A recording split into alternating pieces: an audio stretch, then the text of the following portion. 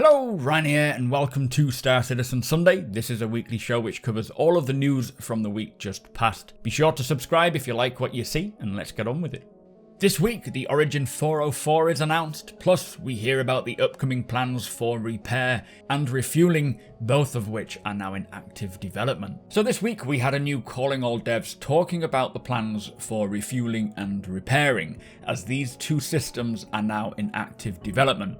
Right now, a team is finalizing the design for refueling. They have a general high-level idea for how refueling will work, and they're just ironing out those little details that will come into play. Now, the scheduling has been done, and they have spoken to the other teams to get this going, and this needs to come with the implementation of the Pyro system, as there are going to be far less opportunities to refuel in Pyro, meaning more stranded players. So the way that refueling will work is players will be able to go to a station and use some new UI for refueling, and then be able to fill up the Starfarer with either quantum fuel or hydrogen fuel. They'll be able to equip their Starfarer with various purpose-built tanks for either fuel, and using the UI, they'll decide how much of each fuel they will want in each tank. With the more fuel you take on board, the heavier and less maneuverable you'll be, because mass will apply. Now, once it's done, the Starfarer owner will need to find someone who has run out of fuel. This will eventually be done using the beacon system, with players requesting a refuel, but for the first tier, it'll be using the chat window and just simply mentioning in chat that you have run out of fuel and need assistance, or if you are the Starfarer owner, posting that you have fuel if anyone needs it. Now, the reason they're not bringing the beacon request alongside the functionality is because it will just take longer and push the refueling gameplay back. So I'm very happy that this system is coming in beforehand, but at least the gameplay will be there to test. Now, they will actually be leveraging the docking system for refueling, and using the same docking UI, you will need to align the refueling boom to the ship in need of fuel, being careful not to break the boom arm or either of the ships, as it can burst the arm ejecting fuel into space, it can ignite, and so on. Then once attached, you'll have the fuel transfer UI to set what fuel is being transferred, how much fuel is being transferred, and at what cost. So the player needing the fuel can decide how much they need, and the Starfarer owner can designate which tank to take the fuel from. Now, to encourage more of a skill-based system, they are looking at a potential for each tank to have varied pressure applied that you can change, with the more pressure you apply speeding up the process of transferring the fuel. So basically, the more pressure, the quicker the refueling, but the greater the danger. So if you get it wrong and overpressurize the tank, you could pretty much blow everything up. One reason maybe to speed up the transfer process, other than making more money, is that you could have pirates closing in or a bounty hunter closing in and you want to move quickly.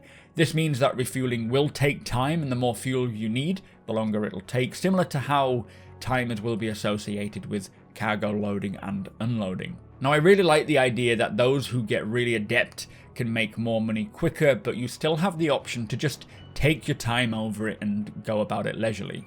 Now, they did mention that if you are travelling to hot areas, you might not want to fill your tanks up to the maximum, or potentially use a designated tank for higher temperatures, so they are looking into ways to expand the system after the initial release to encourage a bit more thought and planning. So there's going to be many decisions to make when running fuel, how much you fill up, a selection of custom fuel tank types for various conditions and different fuel types, all for the owner to choose depending on where and what they're doing that day. Now, thanks to all the work that they've done on the mining and refining system, they have learned many lessons to apply to other gameplay systems, plus they want to find ways to make sure that the changes to the economy with each release doesn't completely mess up the refueling system like what it does now with mining, which is great to hear. So going forwards, they're going to try and make sure that these economy changes are not going to either kill or OP each designated role and system. Anyway, moving on to repair, they are still in the very early stages of repair and just firming up the design for it. With the first version of salvaging being hull stripping, so using a tool to strip the materials off of a ship's hull and then store them in a canister to then be reapplied to another ship to repair it. Now, the multi-tool will have small canisters, whereas a dedicated tool will have a much larger one. You will also be able to buy full canisters of materials if you can't go and salvage it for yourself. So the way it will work is that if your ship has taken a few hits, you'll need to fill in the damage, sort of patching up the holes to keep it safe long enough for you to continue on or get it repaired properly. Of course, if you have a salvaging multi-tool and then you come across a derelict ship, you can just strip materials from that derelict and then instantly reapply that to your own ship, but it won't be a full fix, more of a quick patch up, and you'll notice where the repair was or has been done, as it will look different to the hull material, especially as you won't have the ship's paint on it anymore. So over time, if you've been doing your own repairs for a while, you'll see all the areas that have been patched up, unless you take it to a dedicated repair shop or a garage of some form, and that will then get it back to pristine again.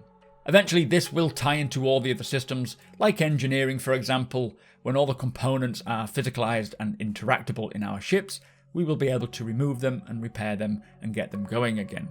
Now, this repair system is going to really give players more of an attachment to their ships, seeing that damage that you've received, or probably caused in my case, and actually being able to physically and skillfully maintain and patch up all the knocks and the hits that you've taken, making us really appreciate the ships that we have, especially if you've been keeping your ship going for a long while and just patching it up as you go without getting it to a proper garage. It'll be such a nice addition. So the first step to getting repair in is to come up with a functioning design for how the stripping will work.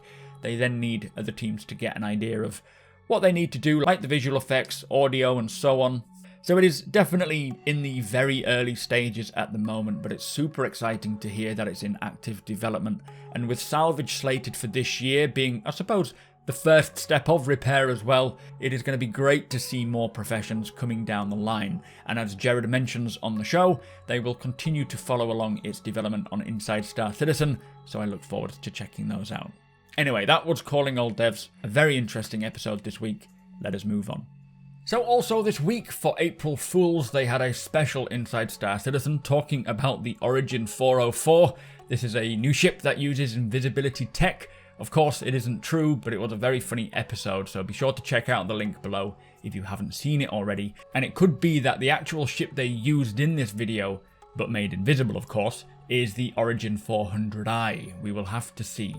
This week's lore post was titled Standoff in Hadar, which jumps back to the beginning of the Human-Jan Cold War, a must-read for any lore buffs. And finally, there is some new merchandise available, including some bags. Again, the link is in the description should you want to check them out.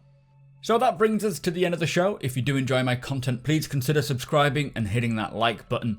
Also, I am able to do this thanks to my very generous patrons and channel members. If you appreciate what I do and would like to help make it even better from as little as $1 a month, all of the links are provided below.